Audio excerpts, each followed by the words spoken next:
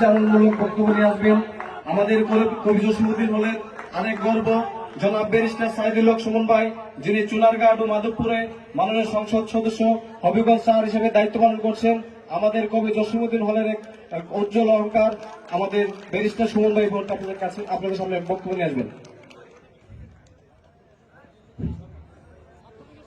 শুরু করিতেছি মহান আল্লাহর নামে, যিনি পরম করুণাময় এবং অত্যন্ত দয়ালু। আজকের মাননীয় দুর্যোগ ত্রাণ মন্ত্রণালয়ের মাননীয় প্রতিমন্ত্রী, আমাদের জসিমউদ্দিন হলের ছাত্রলীগের প্রতিষ্ঠাতা সভাপতি, তার এই সংবর্ধনা সভায় আমাদের মাঝে উপস্থিত আছেন এলামনাই সব আমার প্রভোস্ট স্যার, জাহাঙ্গীর ভাই, পুলিশের ঊর্ধ্বতন কর্মকর্তা, ছাত্রলীগের সাধারণ সম্পাদক, আমার খুব কাছের ছোট ভাই ইনানরে দেখলে আমার মনে হয় যে মানে ডাউন টু আর্থ, একদম মাটির সাথে মিশে যাওয়া একজন নেতা, আমার ছাত্রলীগের সাধারণ সম্পাদক। আমার ওরা এমনি ব্যক্তিগতভাবে ওরা অনেক ভালো লাগে, যে ওর মধ্যে বোঝা যায় না যে বড় নেতা হয়েছে, এরকম কোন ভাব ওর মধ্যে একেবারেই নাই। আমাদের মাঝে উপস্থিত আছে আমার ভাই সৈকত, ছাত্রলীগের ইউনিভার্সিটি সেক্রেটারি। হঠাৎ করে একদিন আমি ফেসবুকে দেখতেছি এক ছাত্রলীগের ছেলে ইংলিশে বক্তব্য দিতেছে।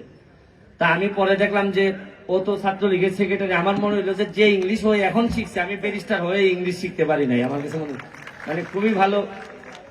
এরপরে হচ্ছে কি আমাদের এখানে আমার রাব্বানি সহ এখানে যারা আছেন, আমার শাহেদ সহ এখানে সবাই আমার খুব কাছের, সবাইকে আমার ব্যক্তিগত পক্ষ থেকে শুভেচ্ছা অভিনন্দন জানাই। তা আজকে যখন আপনারা আমাকে সম্মান দিচ্ছেন, আমি কিছুটা মানে বেশি আবেগ আপ্লুত এই কারণে, 2001 সালে এই গেটের মধ্যেই ছাত্রদলের এক ভাই নাম লুৎফুর, উনি বর্তমানে উনি একজন কলেজের টিচার। উনি আমার এখানে অপমান বলছিলেন তোমারে যদি আমি এখন মারি কি করবা তুমি? তো আমি ছাত্রলীগ করতাম, হল থেকে চলে গেছিলাম 2001 সালে। তো তারপর থেকে একটা ভয় ঢুকে গেছে যে জসিমউদ্দিন হলের গেটে আসলেই মনে হয় কেউ অপমান করবে কিনা।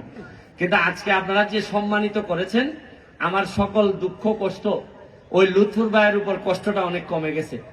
তো যাই হোক, আমি আপনাদেরকে একটা কথা বলি যে দুর্যোগ ও ত্রাণ, আমি ভাবছিলাম যে এই মন্ত্রণালয়ের মন্ত্রীর কাজ মনে হয় শুধু দুর্যোগ আসলেই বা ত্রাণের প্রয়োজন হইলেই মনে হয় এই মন্ত্রণালয়ের মন্ত্রীর প্রয়োজন পড়ে। তো এইবার যখন আমি এমপি হিসাবে আমার এলাকায় গেলাম, আমার পিআইও বলল যে আরে আপনার আসল কাজ তো ওই দুর্যোগের মন্ত্রীর কাছে, আপনি ওনার পিছনে পিছনে লাইগা থাকবেন, তাইলে আপনি এলাকার বেশি বেশি ব্রিজ এবং কালভার্ট, আপনারা জানেন যে গার্ডার ব্রিজ এবং কালভার্ট ওনার মন্ত্রণালয় সবচেয়ে বেশি। পরে আমি এখন খেয়াল রাখি যে দুর্যোগ মন্ত্রী কোথায় যায়, এদিকে আমিও যাই দুর্যোগ মন্ত্রীর কাছে। তা আমার অনেক ভালো লাগলো আপনারা দাওয়াত দিয়েছেন। তবে একটা কথা বলি শুনেন, জসিমউদ্দিন হল কিন্তু সাইজে ছোট, কিন্তু কাজে অনেক বড়। আপনি দেখবেন যে দাবা খেলায় সৈন্যকে যদি আপনি এক ধাপ করে একদম শেষ মাথায় নিতে পারেন, তাইলে কিন্তু অনেক কিছু বানানো যায়, মিনিস্টার পর্যন্ত হয় দাবা খেলায়। আমার কাছে মনে হয়েছে জসিমউদ্দিন হলের ছাত্ররা ওই সৈন্যের মতো নিরীহ থাকে, কিন্তু ভালোভাবে পড়াশোনাটা শেষ করতে পারলে এদেরকে মিনিস্টার অনায়াসে বানানো যায়। এটা আমার একটা মনে হয়েছে যে জসিমউদ্দিন হলের ছাত্রদের। আর আমার ব্যক্তিগত অভিজ্ঞতা থেকে বলি, হল ছোট হওয়ার কারণে সাহস বা প্রতিপত্তি জসিমউদ্দিন হলের কম থাকলেও নিরীহ হওয়ার একটা মজা আছে। আমি আমার জীবনে ঢাকা বিশ্ববিদ্যালয় থেকে যেসব ছাত্রদেরকে সবচেয়ে বেশি সফল হইতে দেখছি, তাদের বেশিরভাগই আমি ছাত্র বয়সে সবচেয়ে বেশি নিরীহ থাকতে দেখছি। এই জন্য আপনাদেরকে অনুরোধ করব যে যারা রাজনীতি করেন বা যাই করেন, নিরীহ থাকবেন আমার ইনানের মতো। দেখবেন যে শুনেন, জমিনে কে সম্মানিত হবে তার ফয়সালা হয় আসমানে। আমি বিশ্বাস করি যে নিরীহ থাকেন, মানুষের জন্য কাজ করেন, মানবিক কাজ করেন। আমি কিন্তু জীবনও বুঝি নাই যে 44 বছর বয়সে আমি এমপি হব। আমার কাছে মনে হয়েছে 3 মাস আগেও আমি জানতাম না আমি এমপি হব।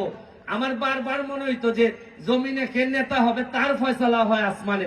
আমার কাছে মনে হয়েছে মানুষের দোয়ায়, আসমানের ফয়সালায়, মানুষের জন্য কাজ করতে করতে আজকে আমি এমপি হয়ে গেছি। আমি এখনো জানি না কিভাবে কাজ করতে হয়, আপাতত মহিব ভাই শরণাপন্ন হয়েছি, দেখি আমার কতটুকু ওনার পিছন পিছন ঘুরতে ঘুরতে চলে আসছি। আপনারা ভালো থাকবেন, সুস্থ থাকবেন। আর বিশেষ করে আমার চুনারঘাট মাধবপুর 24টা চা বাগান আছে, 2টা ফরেস্ট এরিয়া আছে, আপনারা অনেকে হয়তো চিনেন, সাতচুরি এবং কালেঙ্গা। আমি আপনাদের কাছ থেকে এক বছর সময় চেয়ে নিচ্ছি। আগামী বছর আপনাদের আমার এলাকায় দাওয়াত দিয়ে নিয়ে যাচ্ছি। আমি আমার এলাকার মানুষকে বলছিলাম যে আমি যদি এমপি হই তাহলে উন্নয়নের ইতিহাস বদলাই দিব, আর আমার এলাকার মানুষ ইতিহাসের মধ্য দিয়ে আমার এমপি বানাই দিছে। আমি 1 বছর সময় নিয়ে আপনাদেরকে দাওয়াত দিয়ে যাচ্ছি, দেখবেন একটা এলাকারে কিভাবে পর্যটনে রূপান্তরিত করতে হয়, এইটা আমি আপনাদেরকে দেখাবো। এবং আমার বিশ্বাস জসিমউদ্দিন হলের ছাত্র হিসাবে আপনারা যারা আছেন তারা হয়তো আমি সাবেক ছাত্র হিসাবে আমাকে নিয়ে গর্ববোধ করবেন। আর মাননীয় দুর্যোগ মন্ত্রী যদি আমাকে একটু সহযোগিতা করেন, এটা আমার জন্য অনেক বেশি সুবিধা হবে। জয় বাংলা, জয় বঙ্গবন্ধু।